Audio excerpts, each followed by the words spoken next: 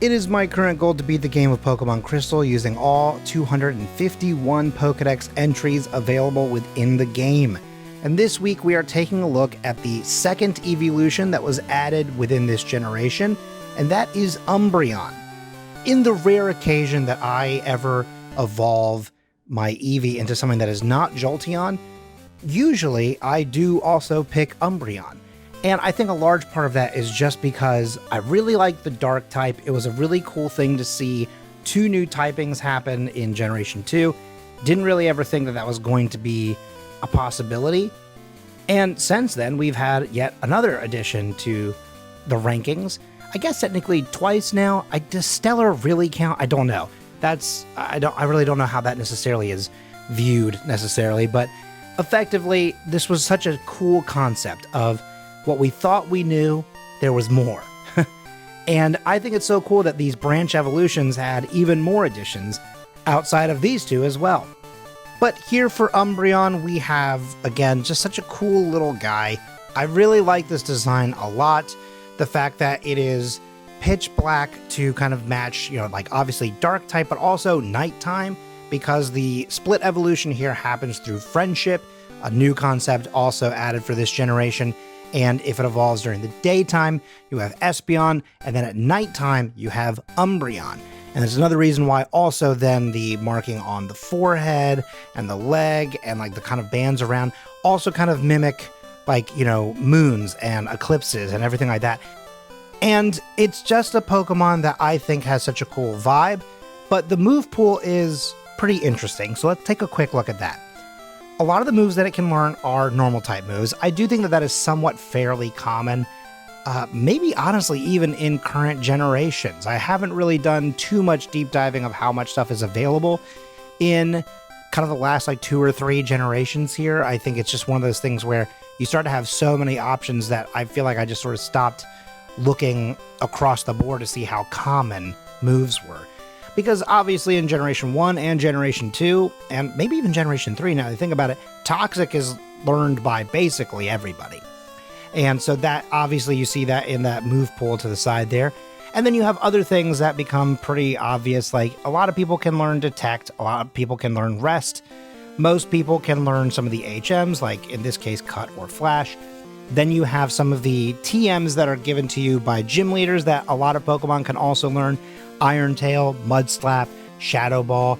Gives you a little bit of type coverage, but also introduces some brand new moves as well. So that's just kind of a cool little feature. Hidden Power, again, just because we're going to need it. That's also another generational thing that happens here. And that is kind of basically it for this Pokemon. Zap Cannon, it's there. It's something that we won't see until the post-game, and we're not going to do the post-game, so it doesn't really matter.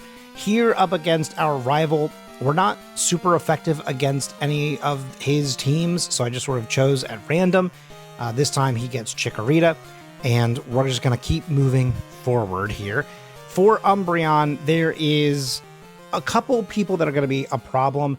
Bruno is going to be a problem because we don't have anything that's really going to be great against the fighting types, and the same is going to happen for Chuck.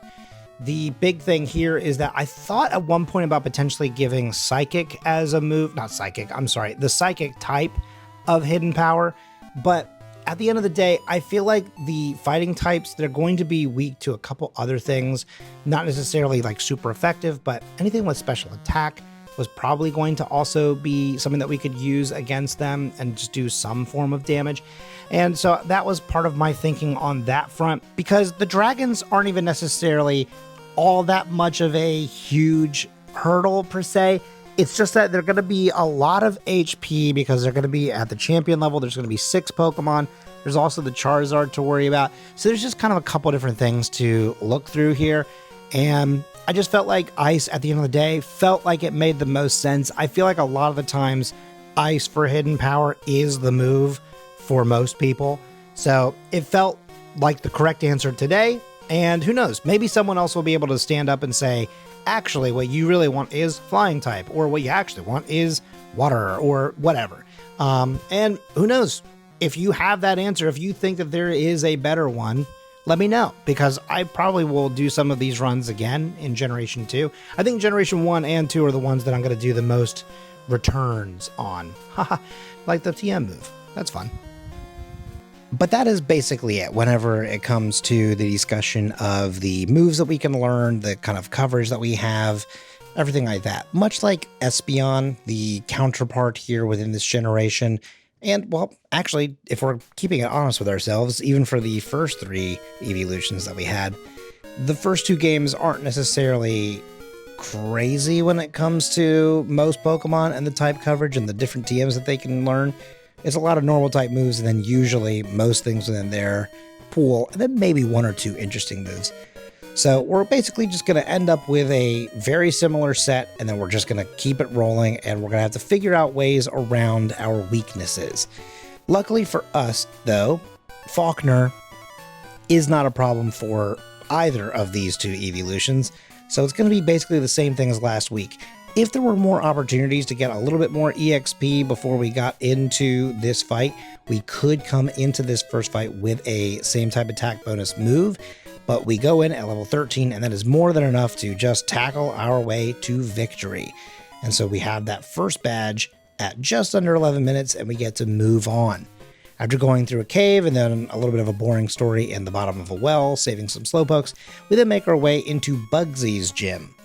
Now, earlier when I was talking about Pokemon types and the gyms and everything like that in terms of what was going to be a problem, I had not mentioned Bugsy, and that was mostly because I wanted to save it for this portion here.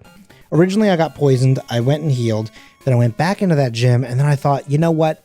Let me actually go trigger the Rival 2 fight and get just a little bit more experience, because I can get to 1 more level before I fight this gym leader. The main reason why Bugsy is so intimidating is not the word, but it does seem like a problem at the very least for this run is just because bug type moves are super effective against me. Being weak to bug type moves in Generation 1 and in Generation 2 is typically not really a problem, just because you really don't run into them at all. And if you do, it's Leech Life before Leech Life got good. And so therefore they are pretty weak moves. Scyther, however, is actually kind of scary in this context because Fury Cutter exists, and also it normally could have outsped me until I evolved here, so luckily it can't even quick attack me and get the drop on me. So the main goal that I'm going to do here is I'm going to use Sand Attack to make sure that Fury Cutter cannot continue to get more damage, because not only is it super effective against me, but it gets more powerful with every successful hit. So luckily, because I keep disrupting it with that Sand Attack, I make it through with half of my health, and I think that it also gave me the opportunity to make sure that if I was down to a lower bit of health, it could not quick attack me and kill me.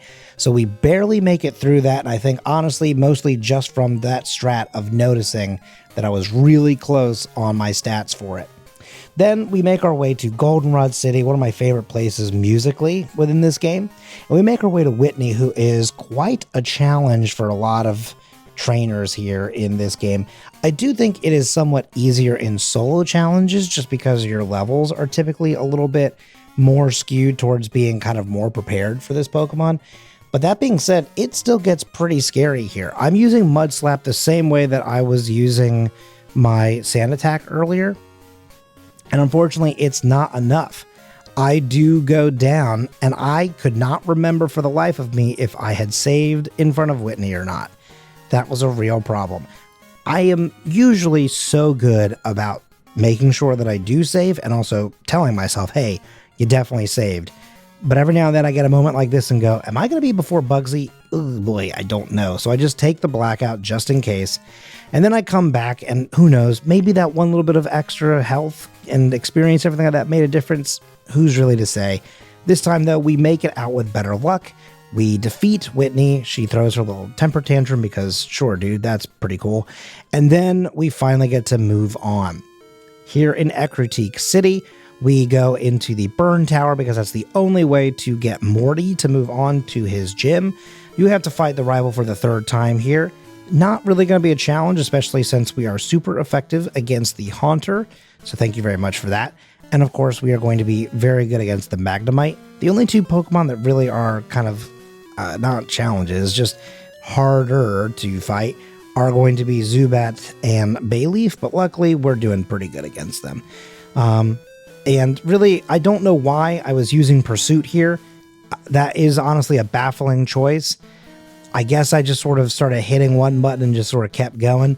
I feel like I also paused there in the middle of that and was questioning myself. I don't always know. I should take more notes during the recording sessions at times so I can, make a conscious effort to remember exactly where my mind was in those moments. But also a lot of the times I'm recording my footage sometime after midnight a lot of the times, just because I have to do, work during the day and stuff like that. So I'm usually recording a lot of these things pretty late. And so maybe it's just the tired brain not really making its best choices. Who is really to say? Except for, well, me. And that is probably who you want the answer from. Then after getting through all of that little bit there and facing the 3 dogs, we then make our way into the gym. Once again, it's going to be kind of the same thing as we were dealing with the rival just a moment ago. Every single person in here is a ghost type, which means that Pursuit is going to be super effective. So I'm mostly just going to mash that, maybe throw a Mud Slap here and there just to kind of preserve on some PP, although I'm actually going to end up healing that up anyway, just in case, going into the big fight here against Morty in just a moment, but it's okay. We're going to end up coming out on the other side looking pretty smooth. We have just one last trainer here. That's going to be the last obstacle, or maybe even just one last opportunity to get a little bit of extra experience for the later fights. You want to make sure that you're doing okay, because the leveling in this game is a little odd. If we're honest with ourselves, it's a little all over the place. They've fixed it later? Question mark. Now, finally we get up to Morty, and it is, as I said, here we go. We're going to just sort of start blasting through. I am going to take Confuse Ray, although it's not going to be on this learn set for very long. We are going to replace it eventually with Hidden Power. And if that's the right call, I don't know. But I think keeping Headbutt is good because it's also going to give us a space for return. So either way, we're going to eventually lose it. Then we take the shortcut back out, and then we make our way down to Olivine. We hear about the sick Pokemon, and we, of course, make our way down to Cyanwood. Cyanwood? Cyanwood. I think it's Cyanwood. But I'm realizing that you go down through the ocean, so sea and wood. Is that anything? Anyway, now we are at a gym where things can get a little scary because this is a fighting type gym, and luckily there's not a lot of fighting type moves that most of these Pokemon have that are necessarily all that strong. A Karate Chop would actually be pretty devastating.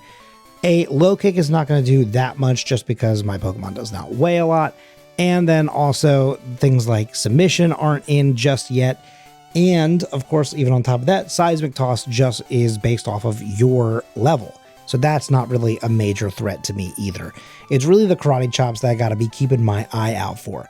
I went into this fight without healing, which does feel bold and brave of me.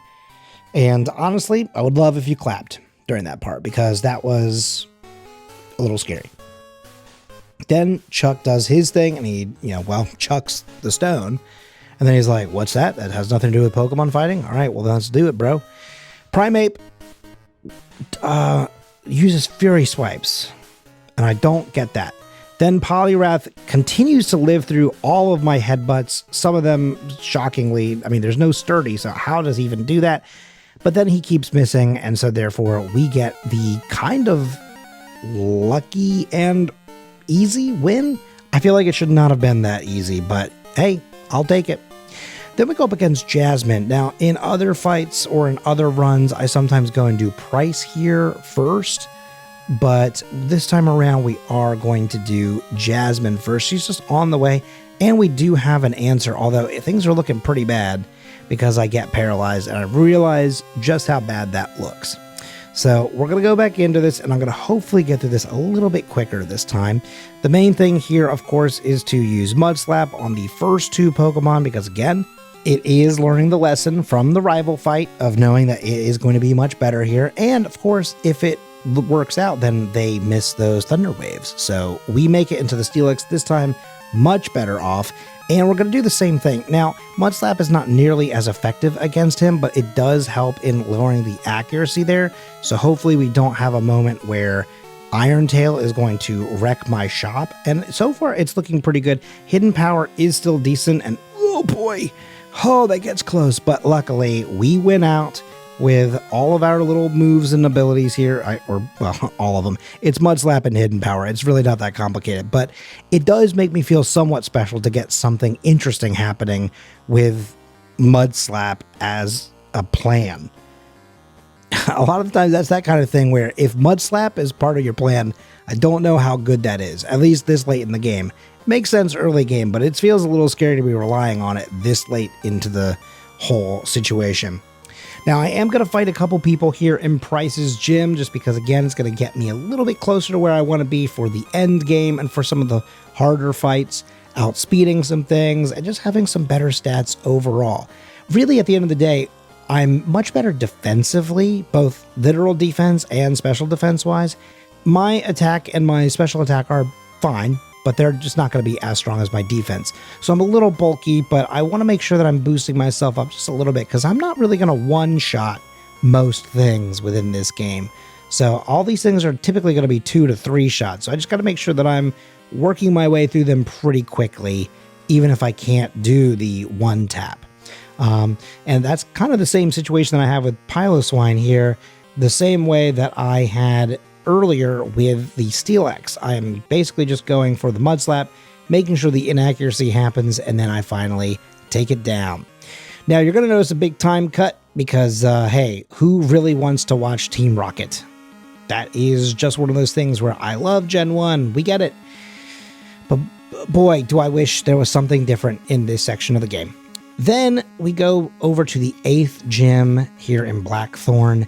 I do really like the vibe of this gym. It's a pretty easy puzzle, but still it is very reminiscent of many different places. I mean, honestly, even the icy path getting us here kind of taught us about this same thing, just in case you had not experienced this in places like the Seafoam Islands or even Victory Road within Generation 1.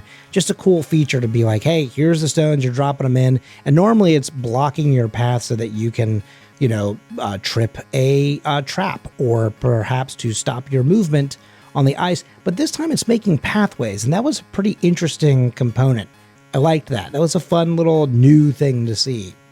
Up next, of course, is Claire. Gonna save right in front of her. This time I'm remembering. I'm making the mental note just in case.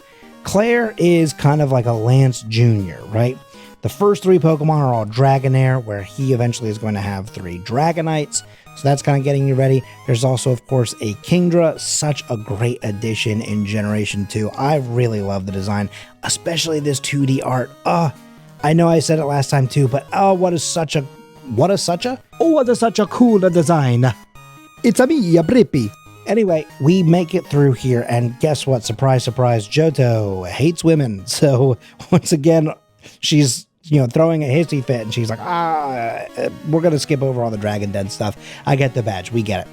Then we go through the Victory Road. This time it's pretty much empty. I guess just, you know, a little bit of coding kind of stuff. But we make it through to the final rival fight. I did skip over Rival 4 because, of course, it's in that Team Rocket section. No one needs it. Here is that sad no friendship fight that you have, where you again just sort of see what it's like to be on the other side of things, where your rival could potentially have been pretty good if he had just been a better person. It's not that he's necessarily a bad trainer. He's just a bad person. He's got to learn a lot about himself. And you know, isn't that a lot like life? Sometimes you just have to learn more about yourself and about the people around you. And just know that friendship really can take you so far. The power of friendship is what so many shows and movies are all about. I'm coming off my soapbox now because it's time to heal up. I drop off all the other kids in the PC. I say goodbye. Thank you for getting me here, H employees, and also Togepi, who I just never get rid of, and until now. And then I'm going to use a couple of rare candies that I have. I don't have many, but I'm going to drop a couple. I'm going to get myself to level 53. We save up, and here we go against Will. Now, Will is going to be a good situation for me because, again, most of the time, Feint Attack is all I really need. Although, for a couple of these Pokemon, I could also use Hidden Power if I really wanted to. Those will be just fine.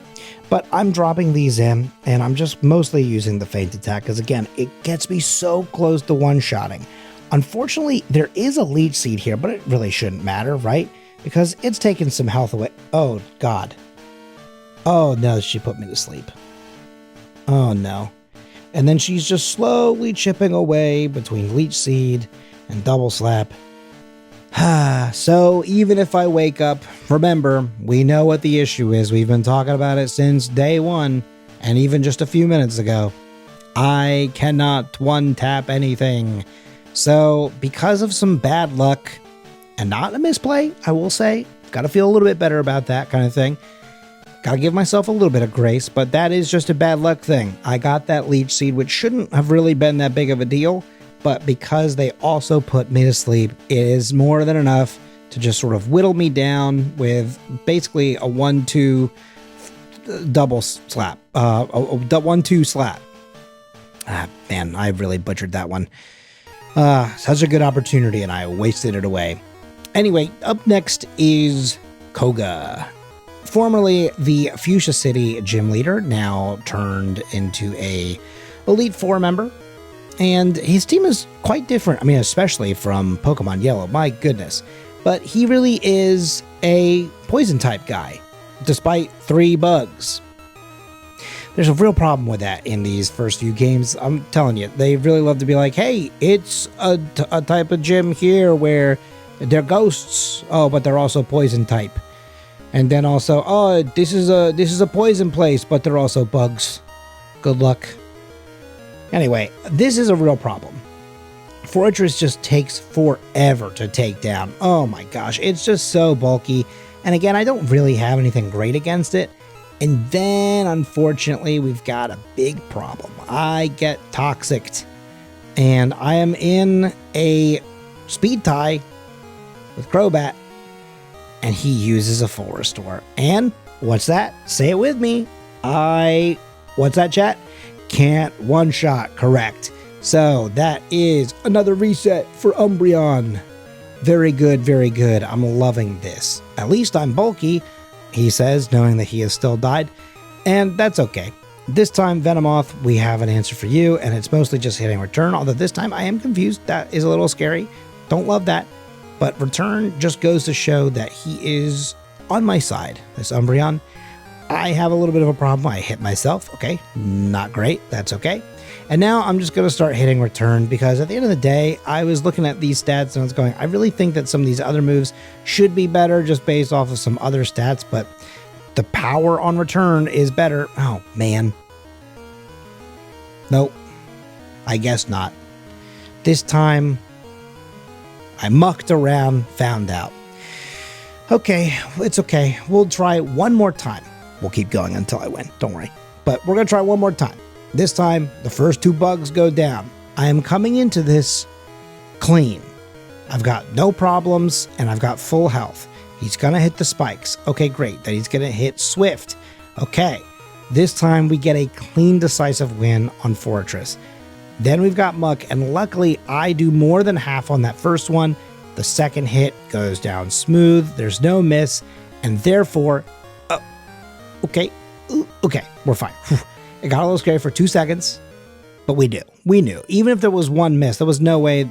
Wow, I should knock on wood. There was no way... I should knock on wood. The recording's over. I know what happens, sort of. I sometimes forget little bits and bobbles here, but I remember that fight. That fight was pretty good. Then, finally, we have Bruno. I guess he could be scary. I guess he could be hard to defeat. Right? Because, I mean, we've had problems with him occasionally in the past.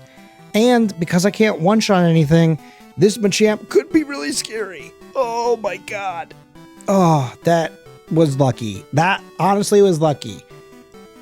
I don't know if I should actually feel good about this one. Bruno, you live to see another day, and also, sorry, your luck is just as bad as mine sometimes. Then, oh, what's this? The dark type Pokemon goes into the dark type Elite Four members spot. So this is very good, very smart. They make sure to feature both steel and dark type between the gyms and the Elite Four. So that's a cool little feature. Then up here, we have a couple Pokemon where we do have some good responses for, like Hidden Power, for example, is going to be great against the Murkrow because it is a flying type. Hidden Power is also pretty good for the Vileplume. And then I'm using Return here just because I know the damage is pretty hefty. But honestly, Mud Slap wouldn't have been necessarily terrible, at least twice, just to kind of get something going. But then Feint Attack almost gets Gengar, but then it gets itself. It uses Curse thinking that's going to have more than enough health, and it does not. So, after a little healing and then moving forward, we save the game and we go up against Lance. We're at 4 resets. He is a full squad here. And Gyarados, surprisingly, in this game, not nearly as much of a menace as he is in Generation 1. Thank God. Because if he was a challenge, and then we still had to go up against 5 more people, oh no. Okay, so the first 2 ones go down pretty nice and easy. Hidden Power is really doing its job. We survive very handily against that Hyper Beam. And now we've got a Charizard where we just kind of have to hit Return on it because that's really the only move that's going to do any kind of decent damage. And then, oh my gosh, a one-shot? Were those one-shots I saw? Wowee, maybe I was wrong after all. And therefore, at 1 hour, 30 minutes, and some seconds, because it's not going to stop because there is a post game. We're not doing the post game. We're just getting through the Elite Four. That's the main focus here for me. But we do in fact win with Umbreon with a slightly better time than Espeon. Again, I have a little bit more knowledge about this one versus the other one, so that's probably where that's coming from. But who knows? Maybe Umbreon is a better match for this game. Someday we'll have to return and do some sort of kind of side-by-side comparison, see if we can get slightly better times for either one, if not both of them. It'll be a fun little journey. But until then, we've got to continue on with our solo challenges with every single Pokedex entry. So if you enjoy this video and you're not already subscribed, please consider hitting that button so that you don't miss another solo challenge here. And anytime you interact, whether it's watching, liking, commenting, sharing, anything that you do for these videos always helps out a smaller creator like myself. Thank you so much for watching. Be kind to yourself, be excellent to one another, and I will see you all next week for another solo challenge.